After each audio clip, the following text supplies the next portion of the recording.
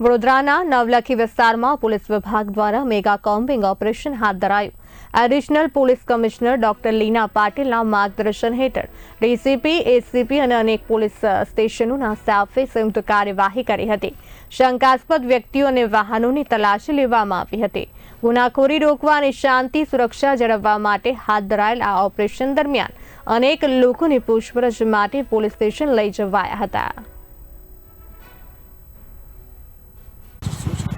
આજે અવાવરૂ જગ્યાઓમાં ચેકિંગનું સાહેબ તરફથી સૂચના છે, જે અનુસંધાને ઝોન 2ની મંજિતા વણજારા છે એમની ટીમ અને તમામ પોલીસ સ્ટેશનના પીઆઈ, એસીપી દ્વારા સૌથી વધુ પોલીસ સાથે અને ક્રાઇમની ટીમ સાથે અમે અહીંયા વિસ્તારનું ચેકિંગ કરવા આવ્યા છે। રવિવારના દિવસોમાં ઘણા બધા લોકો આ રીતના આવી જતા હોય છે, એટલે લોકોની સુરક્ષાને ધ્યાનમાં રાખીને અમે ચેકિંગ ચાલુ કર્યું છે, જેમાં હાલ સુધીમાં પીધેલાની પણ પકડાયા છે, દારૂનો પોઝેશનનો પણ કેસ અમને મળ્યો છે અને અમે આ લોકોની સુરક્ષાને ધ્યાનમાં રાખીને આ રીતના પિરિયોડિકલી ચેક કરતા હોઈએ છીએ અને કરતા રહીશું।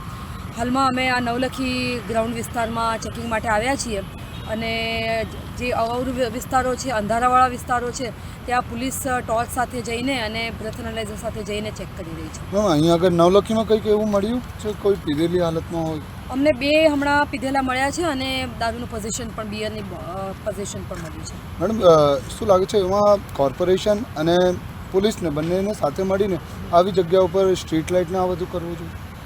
સ્ટ્રીટ લાઇટની પણ વ્યવસ્થા હોવી જોઈએ, ઇલ્યુમિનેશન પણ આગળની તરફ છે, પરંતુ આ ઘણું મોટું ગ્રાઉન્ડ છે, એટલે એને ધ્યાનમાં રાખીને હાલમાં અત્યારે જે આ મંડપનું થઈ રહ્યું છે એના લીધે પણ લાઇટિંગની વ્યવસ્થા છે, છતાં પણ આ અવાવરૂ જગ્યા છે અને આવી જગ્યાઓ ઉપર લોકો એકલા આવીને બેસે એ સેફ નથી। એટલા માટે અમે અવેરનેસ પણ કરી રહ્યા છીએ અને સાથે લોકોની સેફટીને ધ્યાનમાં રાખીને ચેકિંગ પણ કરી રહ્યા છીએ અને અસામાજિક તત્વો અહીંયા આવીને જો કોઈ આ પ્રકારની પ્રવૃત્તિઓ કરતા હોય તો એના ઉપર પણ કંટ્રોલ રહે એ માટે આ અત્યારે ચેકિંગની કામગીરી ચાલી રહી છે।